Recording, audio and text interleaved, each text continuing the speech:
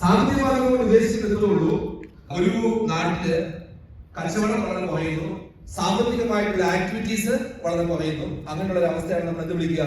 സാമ്പത്തിക മാന്ദ്യം എന്നതുകൊണ്ട് സാധാരണ വീക്ഷിക്കുക. നിങ്ങൾക്ക് ഇപ്പൊ എന്താ തോന്നേ? ഇപ്പൊ സാമ്പത്തിക മാന്ദ്യം എന്ന് പറയുന്നത് ഉണ്ടോ ഇല്ലയോ? എന്ത് തോന്നുന്നു? ഉണ്ട്. ഉണ്ടെന്ന അഭിപ്രായമുള്ള കൈവത്തി കാണിച്ചേ. സാമ്പത്തിക മാന്ദ്യമാണ് എന്ന അഭിപ്രായമുള്ള ആൾക്കാരെ കൈവത്തി കാണിക്കുക. ഓക്കെ, ശരി, ആയിക്കോട്ടെ, കൈ നടത്തിയിട്ടുള്ളൂ. എന്നാല് എന്റെ ചോദ്യം ഇതാണ്, ഈ സാമ്പത്തിക മാന്ദ്യത്തിൽ സംഭവിക്കുന്ന കാര്യം എന്താണ്? ആശയം എംപ്ലോയ്മെന്റ് ഓപ്പർച്യൂണിറ്റി കുറയുന്നു, മണി ഫ്ലോ കുറയുന്നു, പുതിയ പ്രൊജക്ട് വരാതിരിക്കുന്നു. ഇങ്ങനെയുള്ള കാര്യങ്ങളൊക്കെയാണ് മാന്ദ്യത്തിൽ സംഭവിക്കുന്നത്.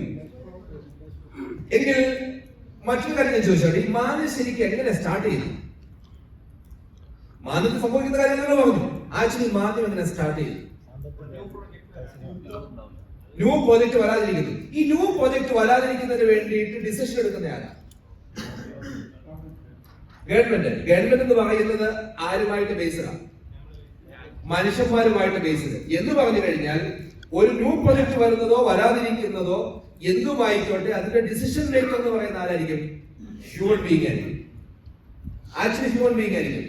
അങ്ങനെയാണെങ്കിൽ മാന്ദ്യം സ്റ്റാർട്ട് ചെയ്യുന്നത് എവിടെയായിരിക്കും? മനുഷ്യന്മാരിലായിരിക്കും മാന്ദ്യം സ്റ്റാർട്ട് ചെയ്യുന്നത്.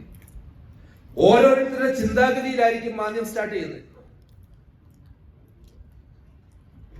എന്ന് പറഞ്ഞു കഴിഞ്ഞാൽ ആരെങ്കിലും എവിടെയെങ്കിലും മാന്യമാണ് എന്ന് പറഞ്ഞു കഴിഞ്ഞാൽ ആ മാന്യം ആണ് എന്നുള്ള സെന്റൻസ് വാക്ക് അത് ഏറ്റെടുത്ത് ഒരുപാട് ആൾക്കാരിലേക്ക് എത്തിക്കുന്നവരാ നമ്മൾ തന്നെ.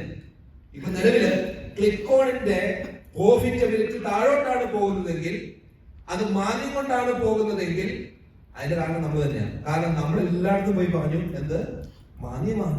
മാന്യമാണ്.